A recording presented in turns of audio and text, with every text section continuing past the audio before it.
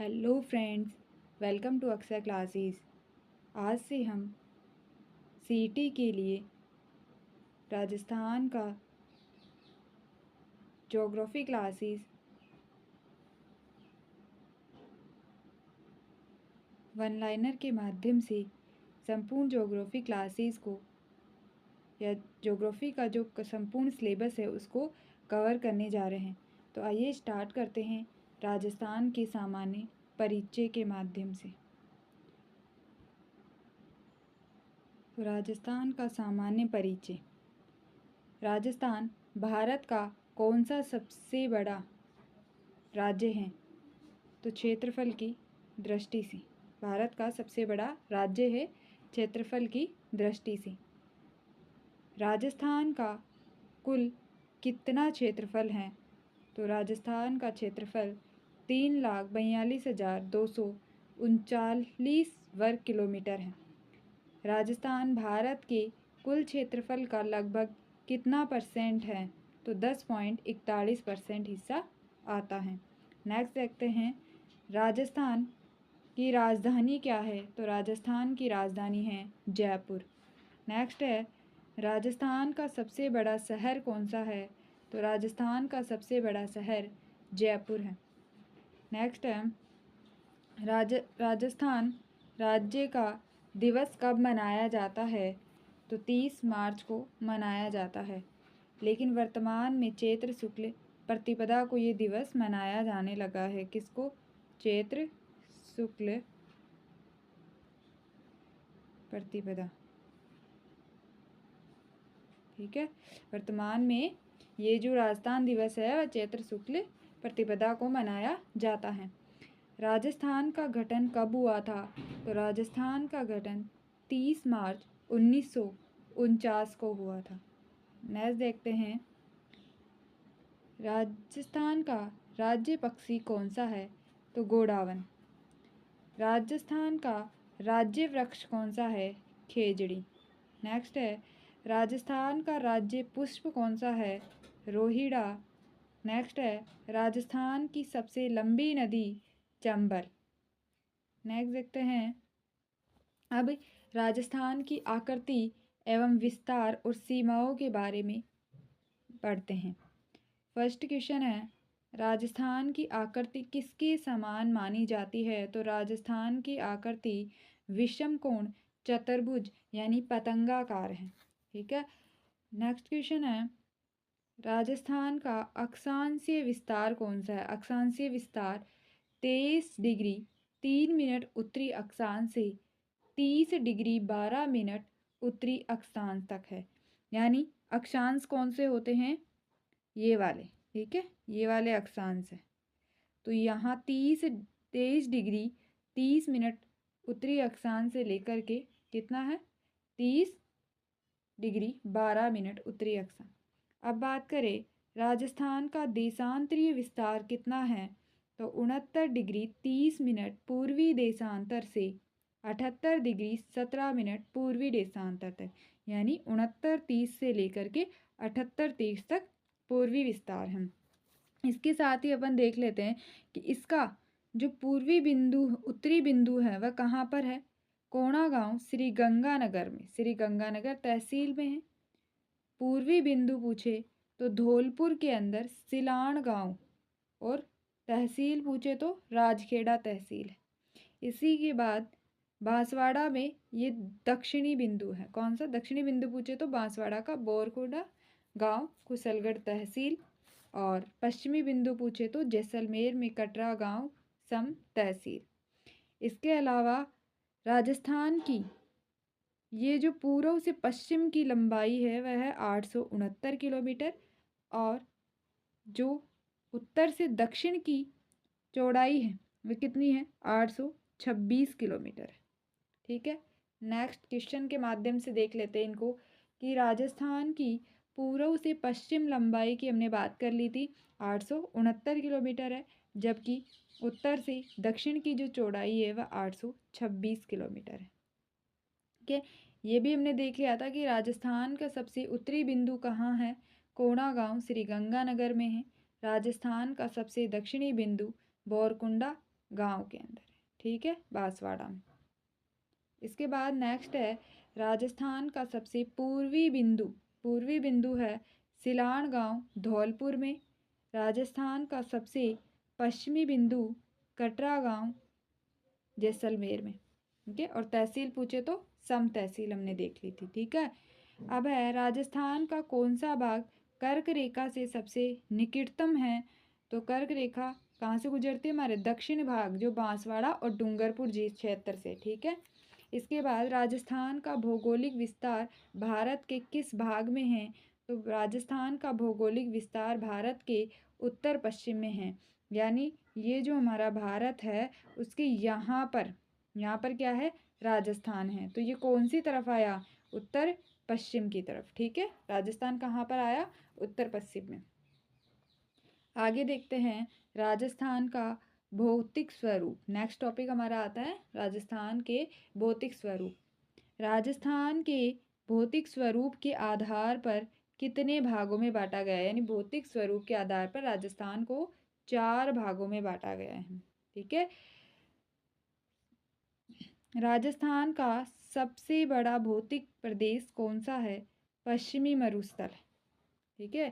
कौन सा है, पश्चिमी मरुस्थल। इसके अलावा नेक्स्ट है राजस्थान का कौन सा भौतिक प्रदेश राज्य का लगभग 60% क्षेत्रफल में फैला है, तो पश्चिमी मरुस्थलीय प्रदेश जो सबसे बड़ा है वह 60% पर फैला हुआ है।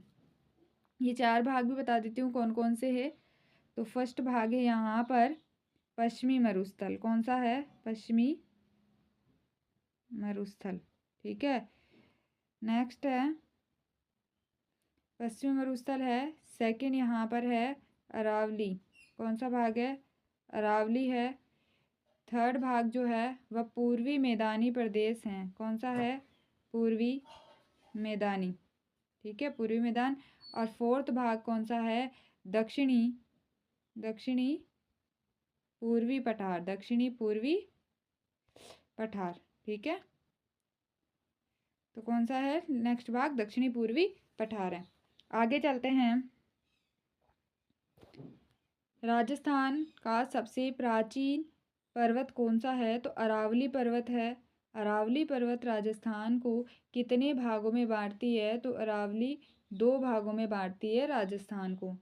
अरावली पर्वतमाला राजस्थान को 2 भागों में विभाजित करती है, कौन कौन सा, एक पश्चिमी मरुस्थल, पश्चिम की तरफ मरुस्थल, और पूर्वी मैदानी भाग, बीच में क्या है, अरावली है। नेक्स्ट चलते हैं। नेक्स्ट क्वेश्चन है राजस्थान का सबसे ऊंचा पर्वत शिखर गुरु शिखर माउंट आबू के अंदर है, ठीक है। नेक्स्ट क्वेश्चन है गुरु शिखर किस जिले में है, तो सिरोही के अंदर है।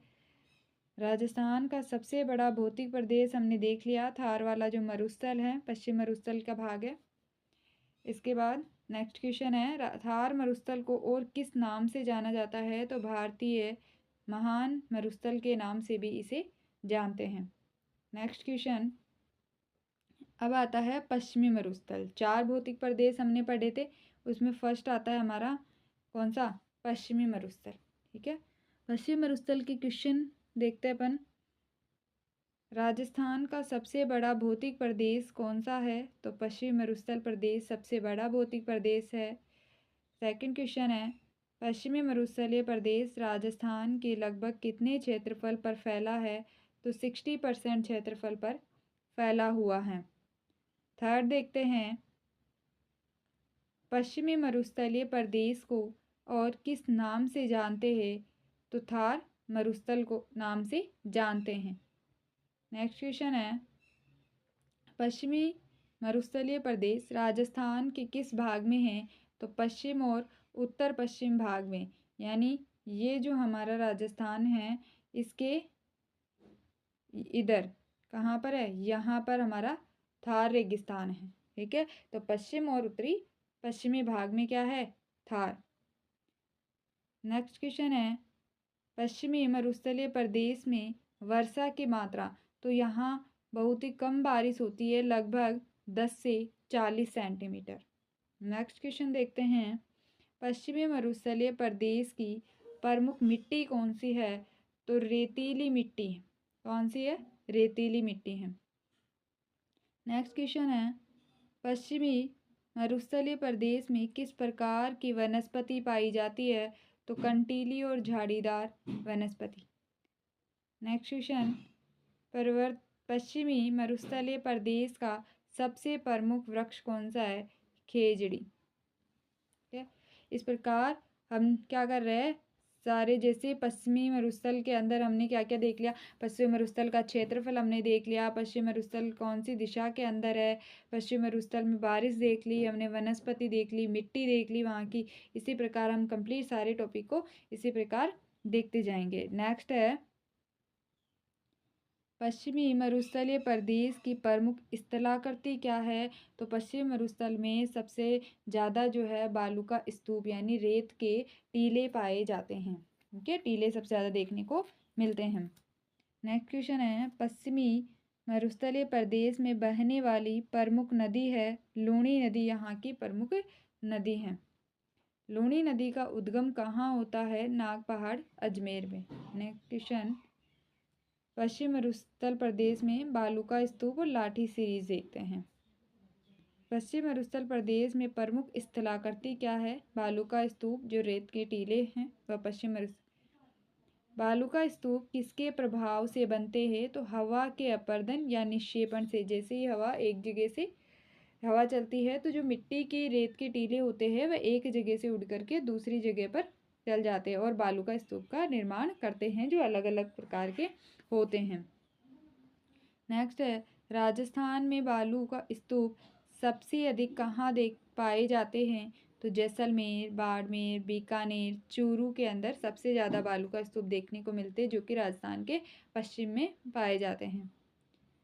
नेक्स्ट क्वेश्चन है, लाठी सीरीज किस जिले में स्थित है? तो जो लाठी सीरीज है वह जैसलमेर के अंदर स्थित है। लाठी सीरीज किस प्रकार की सेलों के लिए प्रसिद्ध है? तो बालूका पत्थर के लिए प्रसिद्ध है।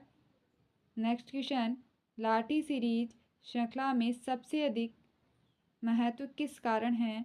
यह भूजल मीठे पानी के प्रमुख भंडार मानी जाती है। यानी जो लाठी सीरीज होती है जो मीठे पानी का क्या है, एक भूजल है, यानी लाठी सीरीज में पानी मीठे पानी का भंडार मानी जाती है।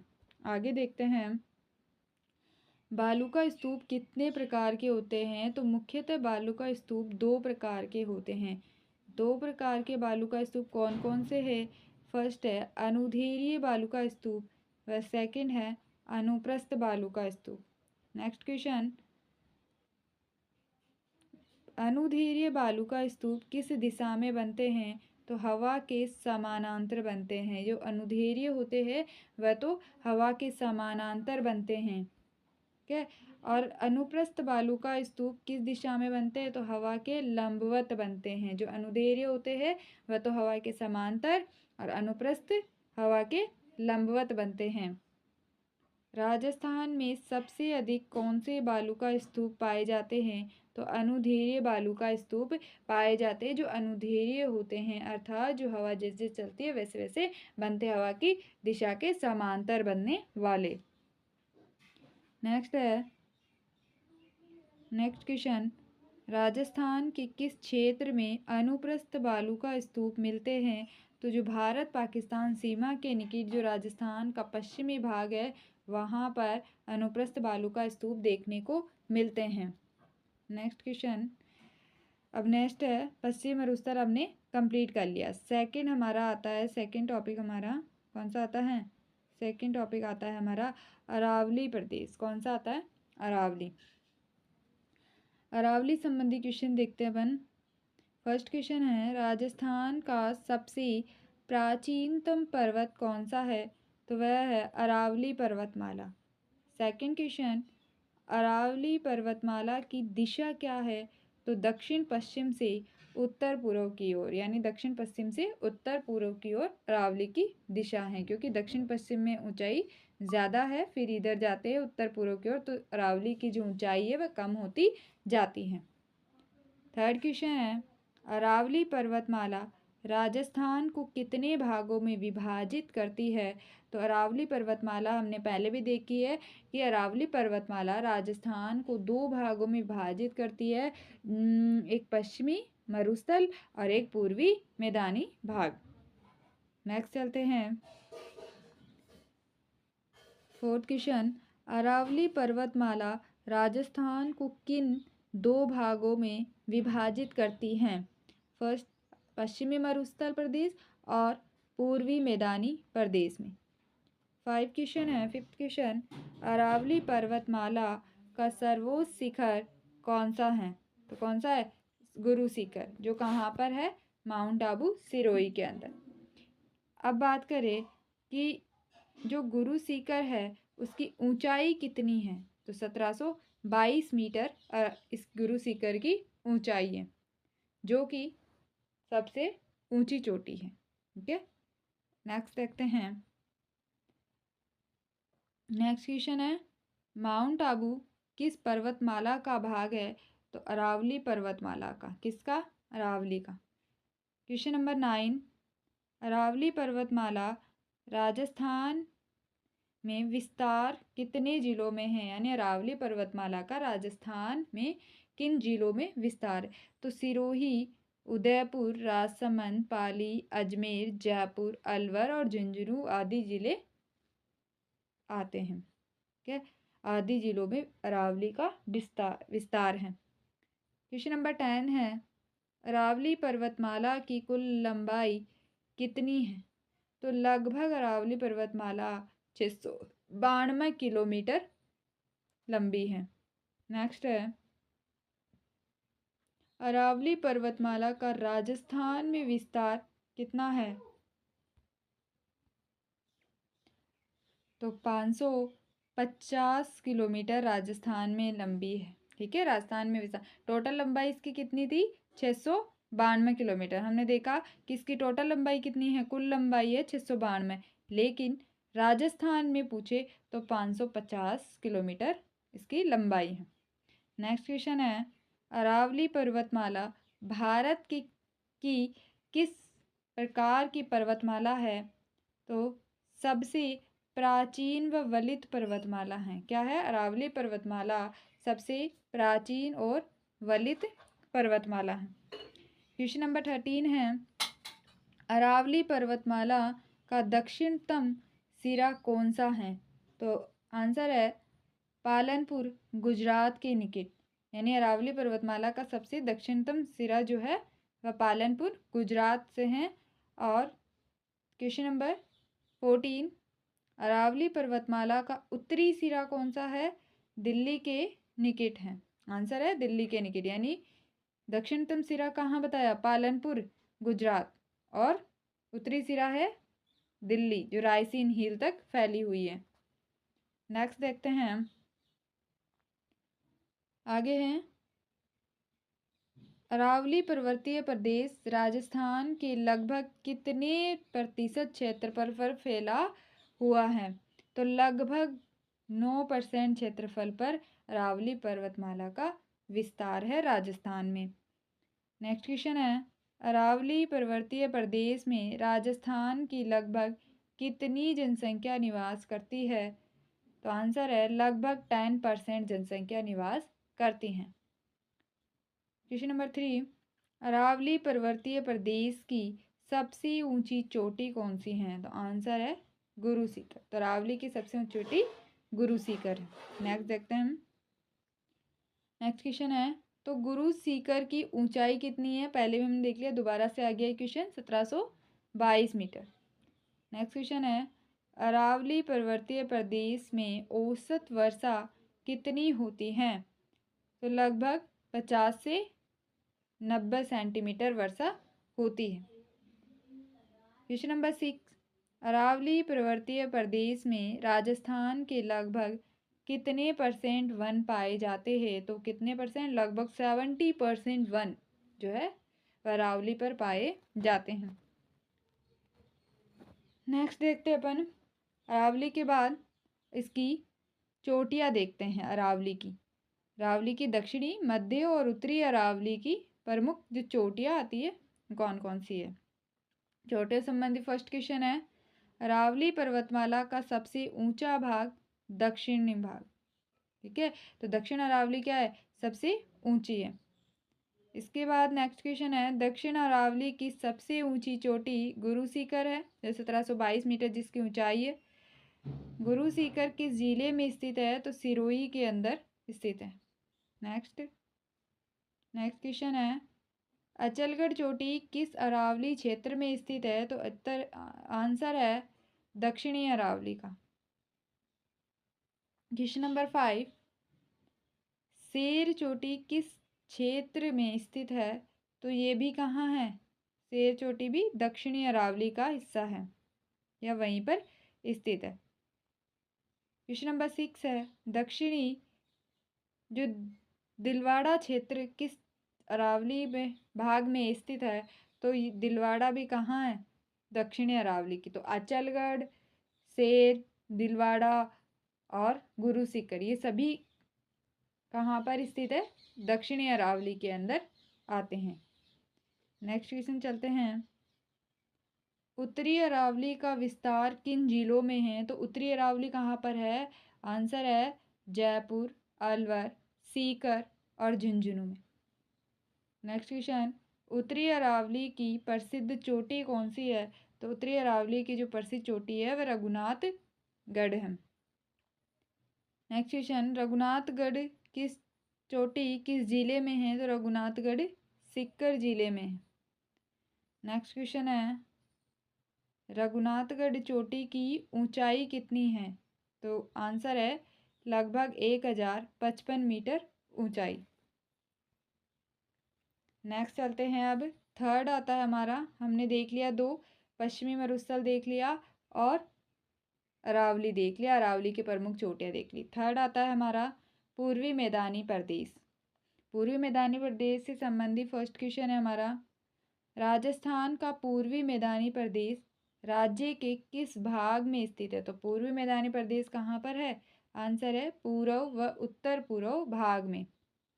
नेक्स्ट क्वेश्चन है, पूर्वी मैदानी प्रदेश राजस्थान के लगभग कितने क्षेत्रफल पर फैला है, तो लगभग 24% क्षेत्रफल पर फैला हुआ है।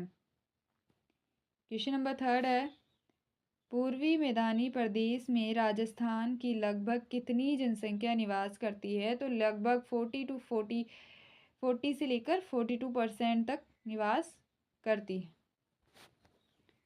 नेक्स्ट फोर्थ क्वेश्चन है, पूर्वी मैदानी प्रदेश की प्रमुख मिट्टी कौन सी है, तो मिट्टी की बात करें, यहाँ पर मिट्टी के बारे में बताया गया है, तो पूर्वी मैदान में जलोढ़ मिट्टी है।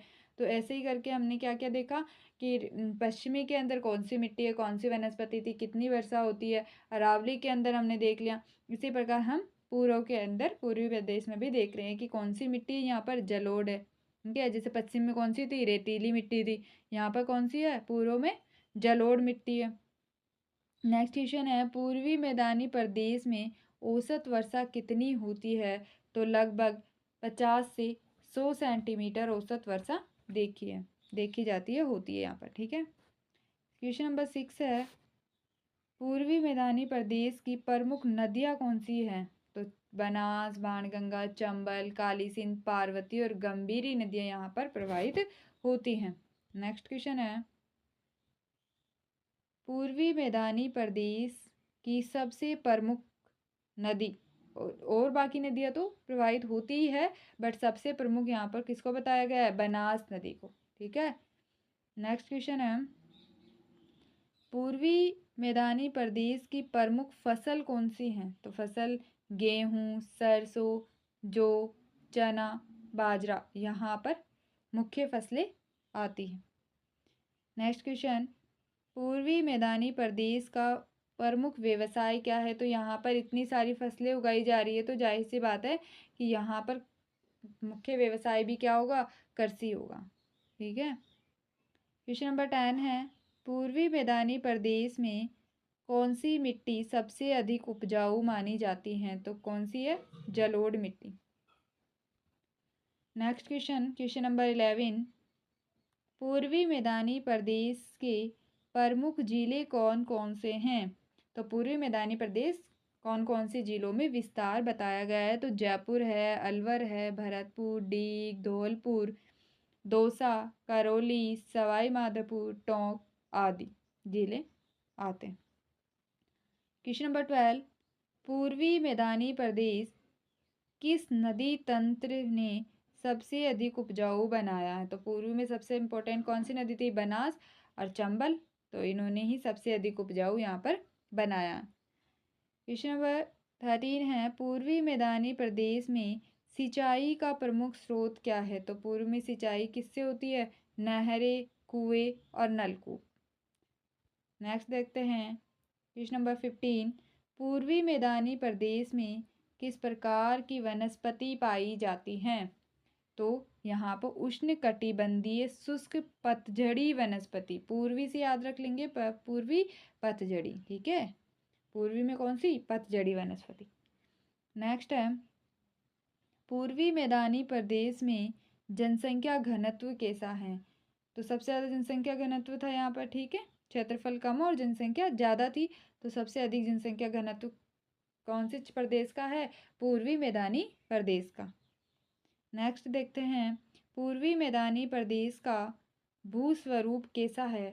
तो पूर्वी मैदानी प्रदेश का भूस्वरूप समतल और उपजाऊ मैदान है, ठीक है, क्योंकि यहाँ पे जलोढ़ मिट्टी पाई जाती है जो कि बहुत ज़्यादा उपजाऊ नेचर की होती हैं। आगे देखते हैं क्वेश्चन नंबर 18, पूर्वी मैदानी प्रदेश का सबसे बड़ा आर्थिक आधार, देख लिया था आपने, कृषि और पशुपालन। नेक्स्ट अब 4th नंबर का हमारा आता है दक्षिणी पूर्वी पठारी प्रदेश, जिसे हम कहते हैं हाड़ौती का पठार। इससे संबंधित क्वेश्चन है, फर्स्ट है, दक्षिणी पूर्वी पठारी प्रदेश को किस नाम से जानते हैं। तो हाड़ौती के पठार से, किससे, हाड़ौती के पठार के नाम से जानते हैं। क्वेश्चन नंबर 2, दक्षिणी पूर्वी पठारी प्रदेश राजस्थान के किस भाग में है। तो दक्षिणी पूर्वी नाम से स्पष्ट है, कहाँ पर है, दक्षिण पूर्व भाग में। थर्ड नंबर है, दक्षिणी पूर्वी पठारी प्रदेश राजस्थान के लगभग कितने प्रतिशत क्षेत्रफल पर फैला है। तो लगभग 9% क्षेत्रफल पर फैला है। नेक्स्ट चलते हैं क्वेश्चन नंबर 4, दक्षिणी पूर्वी पठारी प्रदेश में राजस्थान की लगभग कितनी प्रतिशत जनसंख्या निवास करती है। तो लगभग 11% जनसंख्या निवास करती है। क्वेश्चन नंबर 5, दक्षिणी पूर्वी पठारी प्रदेश कौन कौन से जिले में आता है। तो यहाँ पर जिले आते हैं कोटा, बूंदी, भारा और झालावाड़। दक्षिणी पूर्वी पठारी प्रदेश की प्रमुख नदी चंबल नदी।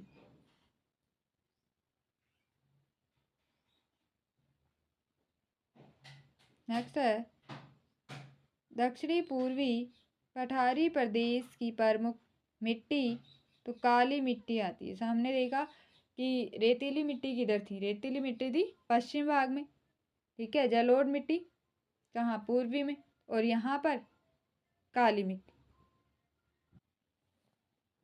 नेक्स्ट चलते हैं आगे, क्वेश्चन नंबर 9, दक्षिणी पूर्वी पठारी प्रदेश की प्रमुख फसलें कौन कौन सी हैं। तो दक्षिणी पूर्वी पठार में सोयाबीन, गेहूँ, चना, सरसों, धनिया।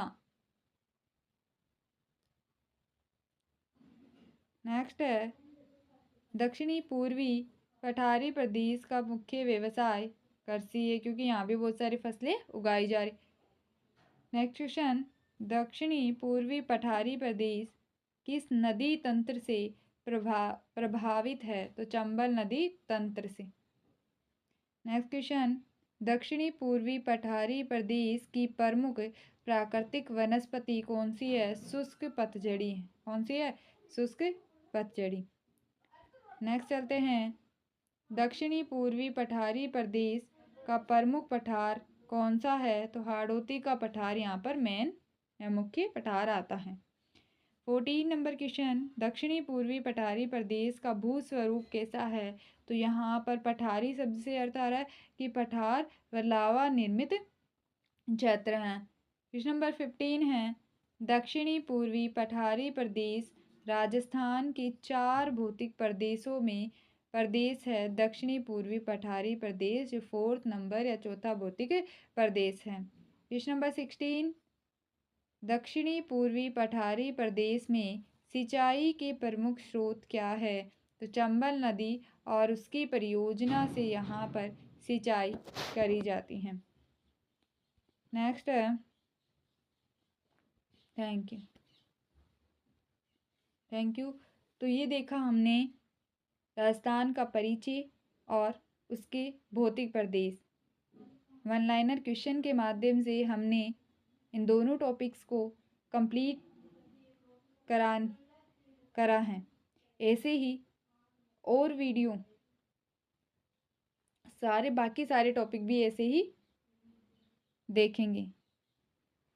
अगर चैनल अच्छा लगा हो या ये वीडियो अच्छा लगा हो तो please like, share and subscribe करें और कमेंट में ज़रूर बताएं कि आपको कैसे वीडियो चाहिए, थ्योरी चाहिए या फिर वन लाइनर क्वेश्चन के माध्यम से ही। Thank you.